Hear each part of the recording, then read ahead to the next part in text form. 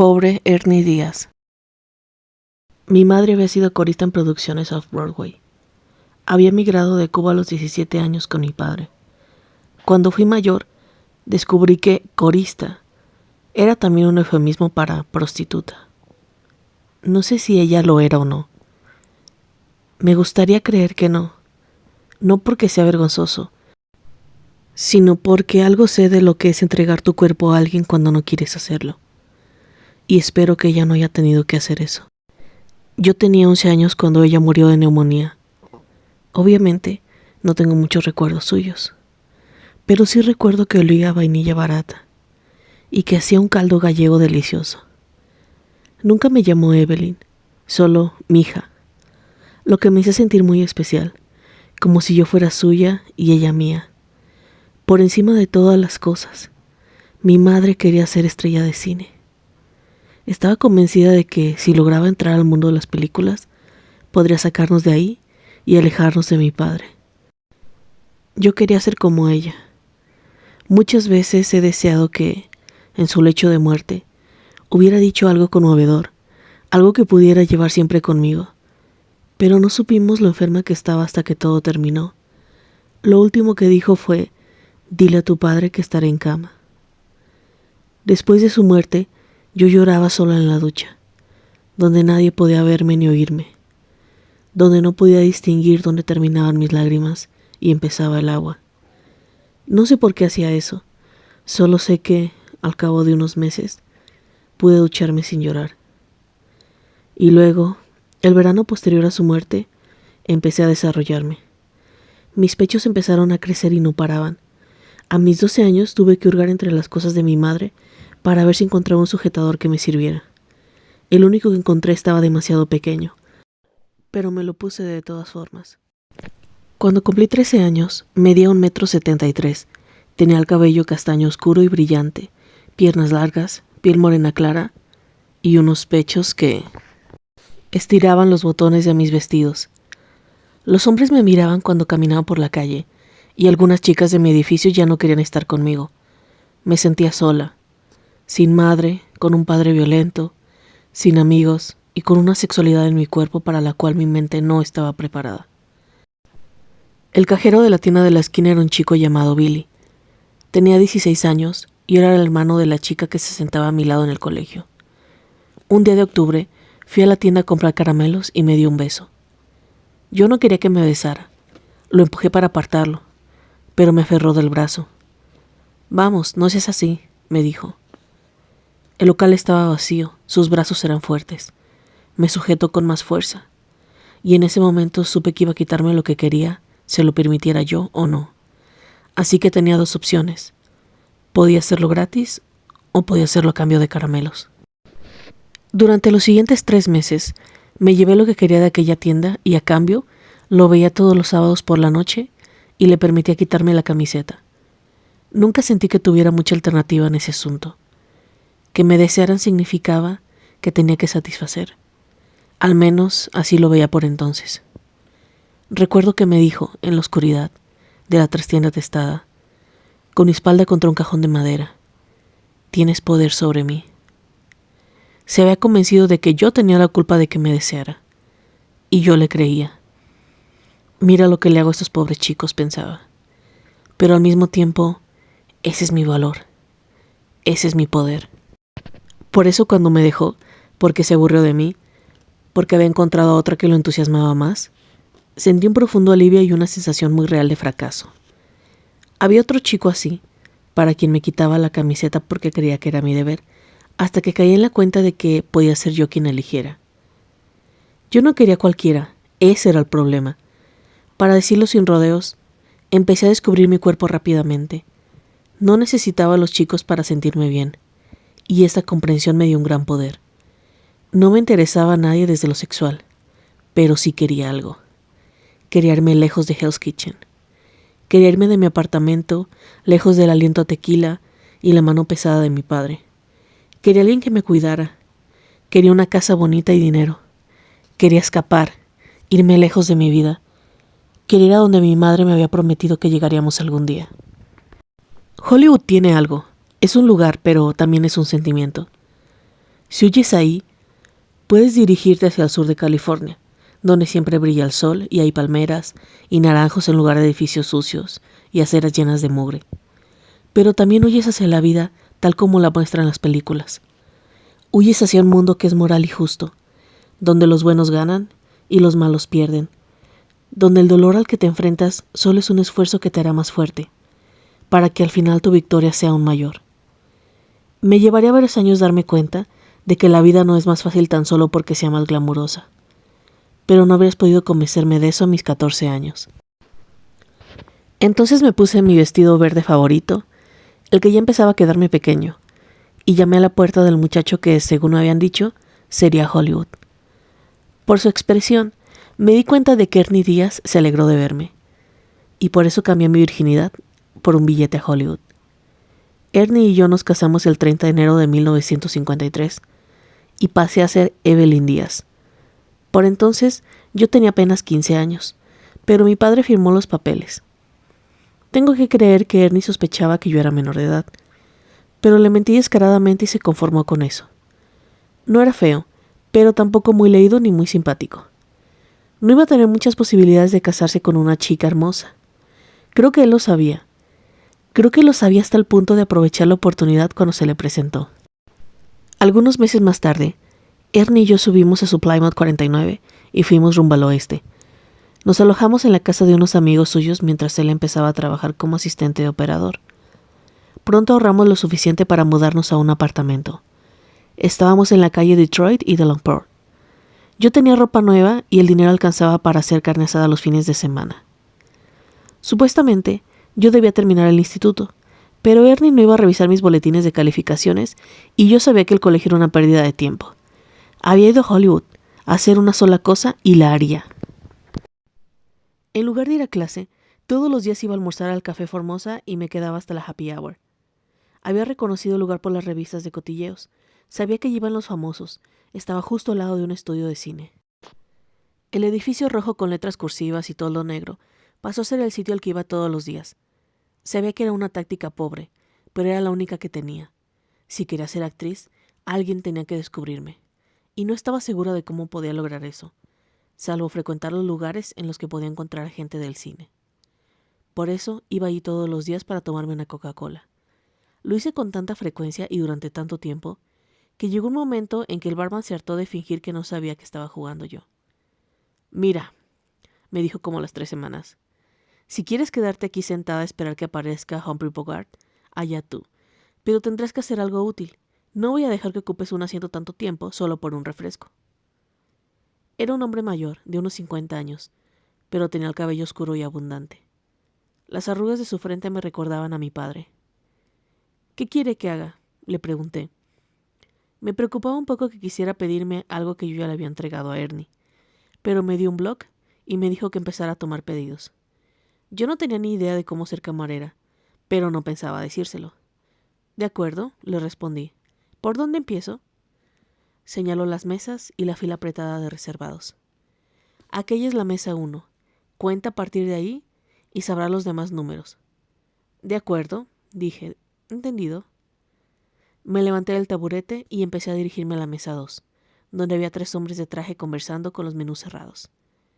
«Oye», me dijo el barman. «¿Sí?». «Eres un bombón. Te apuesto $5 a que lo consigues». Tomé 10 pedidos, confundí los sándwiches de 3 personas y gané $4. 4 meses más tarde entró Harry Cameron, que por entonces era un joven productor de los estudios Sunset, para reunirse con un ejecutivo del estudio de al lado. Pidieron un bistec cada uno y cuando les llevé la cuenta, Harry me miró y dijo, «Jesús». 2 semanas más tarde, tenía un contrato con los estudios Sunset. Fui a casa y le dije a Ernie que no podía creer que alguien de los estudios Sunset se interesara en mí, pero no valía nada. Le dije que era eso de ser actriz solo por diversión, para pasar el tiempo hasta que empezara mi verdadero trabajo de ser madre. Una mentira colosal. Por entonces yo tenía casi 17 años, aunque Ernie aún creía que era mayor.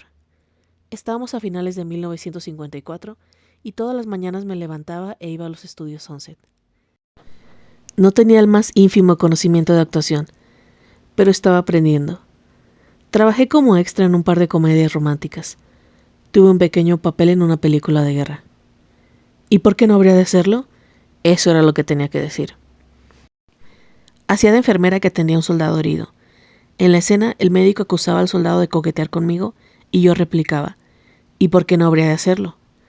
Le dije como una niñita en una obra escolar, con un ligero acento de Nueva York. Por aquel entonces, muchas de mis palabras tenían acento. Hablaba inglés como neoyorquina y español como estadounidense. Cuando salió la película, Ernie y yo fuimos a verla. A Ernie le pareció divertido que su pequeña esposa tuviera un papelucho en una película. Yo nunca había ganado mucho, y ahora estaba ganando lo mismo que Ernie después de su ascenso a asistente principal. Así que le pregunté si podía usarlo para pagarme unas clases de actuación. Esa noche le había preparado arroz con pollo, y no me quité el delantal a propósito para plantear el tema. Quería que me viera inofensiva y doméstica. Me pareció que llegaría más lejos si él no se sentía amenazado. Me irritaba tener que preguntarle cómo podía gastar mi propio dinero, pero no veía otra opción. Claro, respondió. Me parece inteligente hacer eso, así mejorarás y quién sabe, tal vez algún día llegues a protagonizar una película. Por supuesto que llegaría. Tuve ganas de darle un buen puñetazo. Pero más adelante entendí que Ernie no tenía la culpa. Él no tenía la culpa de nada, yo lo había engañado, y después me enfadaba si no se daba cuenta de quién era yo en realidad.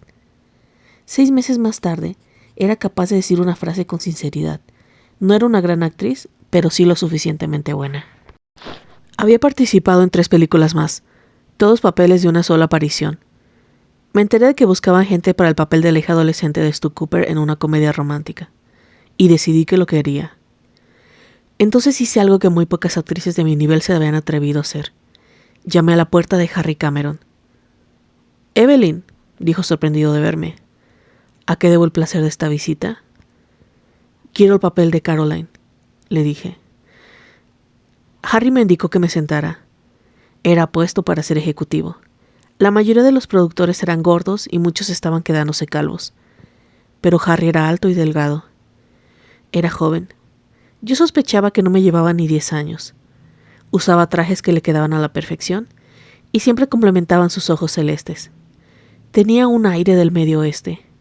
No tanto por su aspecto, sino por su forma de abordar a las personas. Primero con amabilidad y luego con actitud fuerte. Harry era uno de los únicos hombres del estudio que no miraba directamente mis pechos. De hecho, eso me molestaba. Como si yo tuviera la culpa de que no llamara su atención. Eso demuestra que si le dices a una mujer que su único valor es ser deseable, lo creerá. Yo lo creía incluso antes de cumplir 18 años.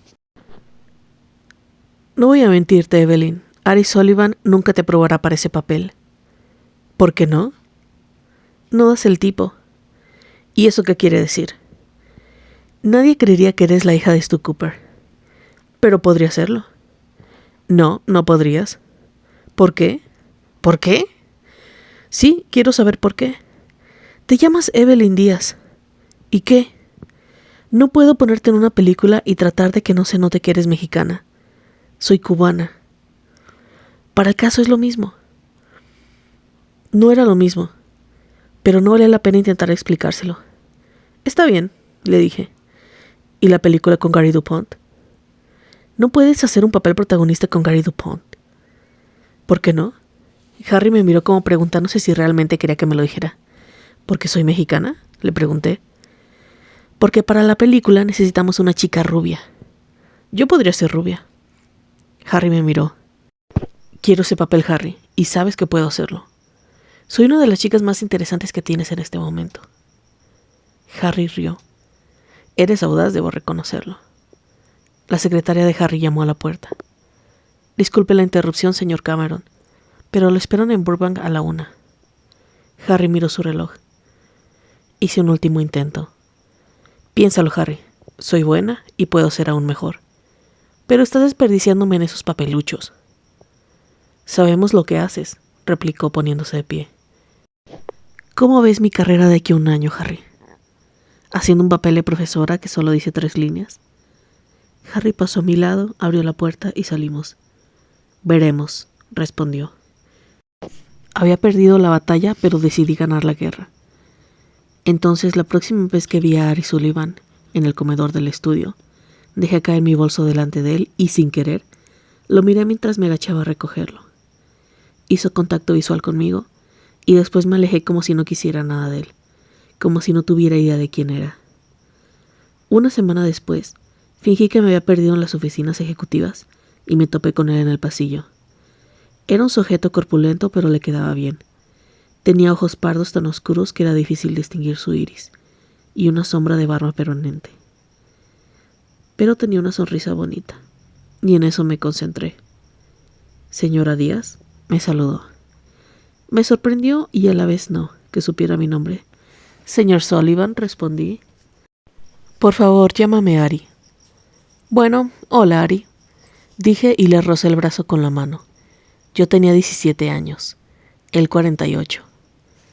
Esa noche, después de que su secretaria se retirara, yo estaba acostada en el escritorio de Ari con la falda a la altura de la cadera y la cara de él entre mis piernas. Resultó ser que Ari tenía una fijación en complacer oralmente a menores de edad. Al cabo de unos 7 minutos, fingí estallar de placer. No podría decirte si fue bueno o no, pero me sentía feliz de estar ahí, porque sabía que así conseguiría lo que quería. Si disfrutar el sexo significa que sea placentero, entonces he tenido mucho sexo que no disfruté. Pero si lo definimos como quedar conformes con lo que conseguimos a cambio, no fueron muchas las ocasiones en que lo detesté. Al salir, vi la hilera de Oscars que Ari tenía en su oficina. Me dije que algún día yo también ganaría uno. Love is an Alt y la película de Gary DuPont en la que había querido participar se estrenaron con diferencia de una semana. La primera fue un fracaso, y Penelope Cruz, la mujer que había conseguido el papel que yo quería junto a Gary, tuvo críticas pésimas. Recordé una de las críticas de Penélope y se la envié por correo interno a Harry y a Ari, con una nota que decía: «Conmigo habría sido un éxito». A la mañana siguiente recibí en mi caravana una nota de Harry: «De acuerdo, tú ganas». Harry me llamó a su oficina y me dijo que lo había hablado con Ari, y que tenían 2 posibles papeles para mí. Podía ser el de una heredera italiana, con una cuarta protagonista en una película de guerra. O podía ser el de Joe en Mujercitas. Yo sabía lo que implicaría ser de Joe. Se ve que Joe era blanca. Y aún así quería ese papel. No me había acostado con alguien para solo dar un pasito. «Joe», pedí, «quiero ser Joe». Y así puse en movimiento la máquina del estrellato. Harry me presentó a la estilista del estudio, Gwendolyn Peters. Gwen me tiñó de rubio y me cortó el pelo a la altura de los hombros. Dio forma a mis cejas, me depiló el pico de la viuda y me reuní con un nutricionista que me hizo bajar exactamente 3 kilos. Más que nada empezando a fumar y reemplazando algunas comidas por sopa de repollo. Me reuní con un profesor de locución que borró mi acento neoyorquino y desterró el español.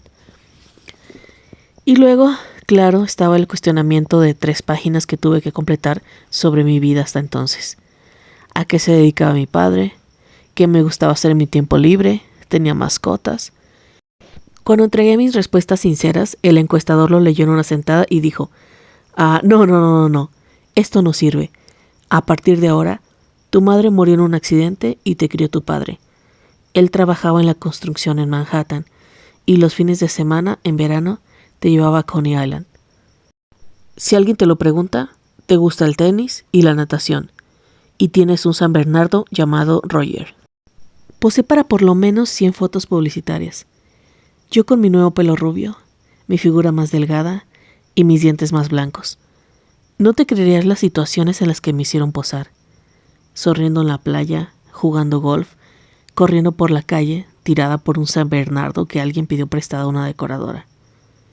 Había fotos de mí echando sal a un pomelo, tirando con arco y flecha, subiendo un avión de atrezo. Y no me hagas hablar de las fotos de las fiestas de fin de año. Era un tórrido día de verano, y yo estaba sentada con un vestido de terciopelo rojo junto a un árbol de Navidad encendido a pleno, simulando abrir una caja que contenía un gatito. Los encargados del vestuario cumplían al pie de la letra las órdenes de Harry Cameron, y mi atuendo siempre incluía un jersey ajustado, abotonado de la manera indicada. Yo no había sido bendecida con una silueta de reloj de arena. Mi trasero era plano como una pared. Se le habría podido colgar un cuadro. Lo que interesaba a los hombres eran mis pechos, y las mujeres admiraban mi rostro. Sinceramente, no sé bien en qué momento caí en cuenta del rumbo exacto que estábamos tomando. pero fue en algún punto durante esas semanas de sesiones fotográficas. Estaban diseñándome para hacer dos cosas opuestas. Una imagen complicada, que era difícil de analizar, pero fácil de aceptar. Supuestamente yo era ingenua y erótica a la vez, como si fuera demasiado pura para entender los pensamientos impuros que otros tenían sobre mí. Todo era mentira, claro, pero me resultaba fácil. A veces pienso que la diferencia entre ser actriz y una estrella es que la estrella se siente cómoda al ser exactamente lo que el mundo quiere que sea. Y yo me sentía cómoda aparentando inocencia y sugestión. Cuando se revelaron las fotos, Harry Cameron me llamó a su oficina. Yo sabía de qué quería hablar. Sabía que aún faltaba una pieza para completar el rompecabezas. ¿Qué te parece Amelia Dawn? ¿Suena bien, no crees? Me dijo. Estábamos sentados en su oficina, él en su escritorio y yo en la silla. Lo pensé. ¿Y algo que de iniciales EH? Pregunté. Quería acercarme lo más posible al nombre que me había dado mi madre. Evelyn Herrera. ¿Ellen Hennessy? Negó con la cabeza. No, demasiado estirado. Lo miré y le vendí la idea que había tenido la noche anterior, como si acabara de ocurrírseme. ¿Qué te parece Evelyn Hugo? Harry sonrió. ¿Suena francés? Respondió. Me gusta. Me puse de pie y estreché su mano, con el rostro enmarcado por mi pelo rubio, al que aún no me acostumbraba. Giré el pomo de la puerta, pero Harry me detuvo. Hay una cosa más, dijo. Dime. Leí tus respuestas a las preguntas de la entrevista. Me miró a los ojos. Ari está muy conforme con los cambios que has hecho. Cree que tienes un gran futuro. El estudio considera que sería buena idea que empezaras a tener algunas citas, que te vieran por la ciudad con jóvenes como Pete Greer, Brick Thomas, quizás incluso Don Adler.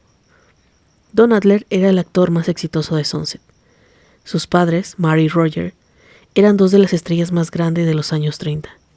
Eran de la realeza de Hollywood. ¿Eso será un problema para ti?, preguntó Harry.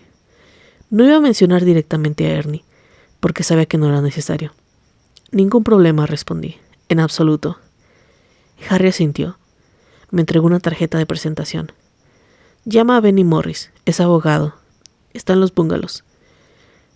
Llevó la anulación de matrimonio de Ruby Melly con Mac Riggs. Él te ayudará. Fui a casa e informé a Ernie que lo abandonaría.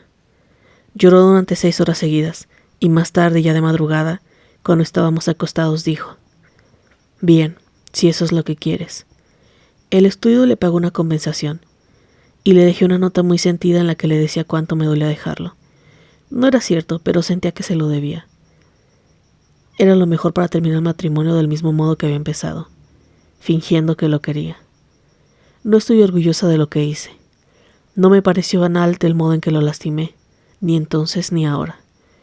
Pero también sé cuánto necesitaba salir de ahí. Sé lo que se siente al no querer que tu padre te mire mucho. Pero si decide que te odia y entonces te golpea, o bien decide que te quiere un poquito demasiado. Y sé cómo es ver tu futuro por delante. El marido que no es más que otra versión de tu padre. Entregarte a él en la cama cuando es lo último que deseas. Preparar solo bizcochos y maíz enlatado para la cena porque no tienes para comprar carne. Así que, ¿cómo puedo condenar a esa chica de 14 años que hizo lo que pudo para salir de la ciudad? ¿Y cómo puedo juzgar a la de 18 que salió de ese matrimonio cuando se sintió segura? Ernie volvió a casarse con una mujer llamada Betty, que le dio 8 hijos. Creo que falleció a comienzos de los 90, con muchos nietos. Usó la compensación del estudio para primer pago de una casa en Mar Vista, no muy lejos de los estudios de la Fox. Nunca más supe nada de él. Entonces, si nos guiamos por el criterio de que el fin justifica los medios, creo que vale decir que no me arrepiento. Evelyn, dice Grace, que entra a la habitación. Tienes una cena con Ronnie Belmont en 1 hora. Solo quería recordártelo. Ah, cierto, responde Evelyn. Gracias. Una vez que Grace sale, se vuelve hacia mí. ¿Qué te parece si seguimos mañana? ¿A la misma hora? Sí, está bien. Respondo y empiezo a recoger mis cosas. Se me ha dormido la pierna izquierda y la golpeo contra el suelo de madera para despertarla. ¿Cómo lo ves hasta ahora?, pregunta Evelyn mientras se pone de pie y me acompaña a la salida. ¿Podrás escribir una historia con esto? Puedo hacer cualquier cosa, le digo. Evelyn ríe y contesta. Así se habla. ¿Cómo va todo? Pregunta mi madre en cuanto atiendo el teléfono. Dice todo, pero sé lo que quiere decir es ¿cómo va tu vida sin David? Bien, respondo, mientras dejo mi bolso en el sofá y camino hacia la nevera. Al principio mi madre me había advertido que tal vez David no era lo mejor para mí. Hacía unos meses que estábamos saliendo cuando lo llevé a casa, a Encino el día de gracias. Le gustó que fuera amable, que se ofreciera a poner y quitar la mesa. Pero por la mañana, en nuestro último día en la ciudad, antes de que él se despertara, mi madre me dijo que se preguntaba si David y yo teníamos una conexión significativa. Dijo que no lo veía. Le respondí que no tenía por qué verla, que yo lo sentía. Pero su pregunta se me quedó grabada. A veces era un susurro en mi mente, otras veces un eco resonante. Cuando la llamé, poco más de un año después, para contarle que nos habíamos comprometido, tenía la esperanza de que mi madre viera lo bueno que era, lo bien que cabía en mi vida. David hacía que todo pareciera fácil, y en aquel tiempo eso me parecía muy valioso y poco común. No obstante, me preocupaba que volviera a expresar su inquietud, que me dijera que estaba cometiendo un error. No lo hizo, de hecho solo me brindó apoyo. Ahora me pregunto si lo hizo más por respeto que por aprobación. He estado pensando, dice mi madre mientras abro la puerta de la nevera. O mejor dicho, se me ha ocurrido un plan. Sacó una botella de Pellegrino de la cesta plástica de tomates cherry y el paquete aguado de mozzarella burrata. Ay no, digo, ¿qué has hecho? Mi madre ríe. Siempre me ha encantado su risa. Es una risa muy despreocupada, muy juvenil. La mía nunca es igual. A veces es fuerte, a veces como un susurro. Otras veces me río como una anciana. David decía que mi risa de anciano era la más verdadera, porque nadie en su sano juicio querría sonar así. Ahora intento recordar cuándo fue la última vez que ocurrió eso. Todavía no he dicho nada, responde mi madre. Es solo una idea por ahora, pero estoy pensando que quiero ir a visitarte. Por un momento no digo nada. Sopeso los pros y los contras mientras mastico el enorme bocado de queso que acabo de llevarme a la boca. Contra. Va a criticar toda la ropa que me vea puesta. Pro. Va a preparar macarrones con queso y pastel de coco. Contra. Cada 3 segundos va a preguntarme si estoy bien. Pro. Al menos durante unos días, cuando llegue a casa, este apartamento no estará vacío. Trago. Está bien, respondo por fin. Qué buena idea. Puedo llevarte a ver algún espectáculo si quieres. Ay, gracias al cielo, dice. Ya he reservado los billetes. Mamá, rezongo. ¿Qué? Si me hubieras dicho que no, había podido cancelarlo. Pero no lo has hecho, así que está bien. Estaré allí en unas 2 semanas. ¿Te va bien, no? Yo sabía que ocurriría esto desde el año pasado, cuando mi madre se retiró parcialmente de la docencia. Durante décadas encabezó el departamento de ciencias de un instituto privado, y en cuanto me contó que iba a retirarse y a conservar solo 2 clases, supe que ese tiempo y esa atención que estaba deliberando tendrían que ocuparse en algo. Sí, está bien, respondo, al tiempo que corto los tomates y los rocío con aceite de oliva. Solo quiero asegurarme de que estás bien, me explica mi madre. Quiero estar allí. No deberías... Lo sé, mamá, interrumpo. Lo sé, entiendo. Gracias por venir, será divertido. No sería necesariamente divertido, pero sí sería bueno. Como ir a una fiesta cuando has tenido un mal día. No tienes ganas de ir, pero sabes que deberías. Sabes que aunque no te diviertas, te hará bien salir de casa. ¿Recibiste el paquete que te envié? ¿Paquete? Con las fotos de tu padre. Ah, no, respondo, no me ha llegado. Nos quedamos calladas un momento hasta que mi madre se exaspera por mi silencio. ¡Ay, por Dios! Estuve esperando que tocaras el tema, pero ya no aguanto más. ¿Cómo te está yendo con Evelyn Hugo? Pregunta. Me muero por saberlo y tú que no me dices nada. Me sirvo el Pellegrino y le cuento que Evelyn es muy franca, pero que, a la vez, es difícil saber lo que piensa. Y luego le comento que no va a darme la entrevista para Vivant, que quiere que escriba un libro. No lo entiendo, dice mi madre. ¿Quiere que escriba su biografía? Sí, respondo. Y aunque estoy muy entusiasmada, hay algo raro en esto. Es decir, no creo que haya pensado siquiera en un artículo con Viván. Creo que lo que hizo fue... Me interrumpo porque no he decidido con exactitud lo que intento decir. ¿Qué? Lo pienso un poco más. Usar a Viván para llegar a mí no lo sé muy bien, pero... Evelyn es muy calculadora. Algo se trae entre manos. Bueno, no me sorprende que quiera que lo hagas tú. Tienes talento, eres brillante. Me exaspera lo previsible que es mi madre, pero aún así la aprecio. No, ya lo sé, mamá, pero hay algo más. Estoy convencida de eso. Parece un mal presentimiento. Eso creo. ¿Debería preocuparme?, pregunta mi madre. Digo, ¿a ti te preocupa? Yo no lo habría pensado de manera tan directa, pero supongo que mi respuesta es no. Creo que me intriga demasiado para preocuparme, respondo. Bueno, no dejes de contarle a tu madre los detalles jugosos. Al fin y al cabo, sufrí 24 horas de parto por ti. Lo merezco. Río y mi risa sale un poquito como la de un anciano. Está bien, Dio, te lo prometo. Bien, dice Evelyn, ¿estamos listas? Está otra vez en su asiento. Yo estoy en mi sitio en el escritorio. Grace nos ha traído una bandeja con muffins de arándanos, 2 tazas blancas, una jarra de café y una cremera de acero inoxidable. Me pongo de pie, me sirvo el café, le añado la nata, regreso al escritorio, pulso grabar y digo, sí, lista. Adelante. ¿Qué pasa después?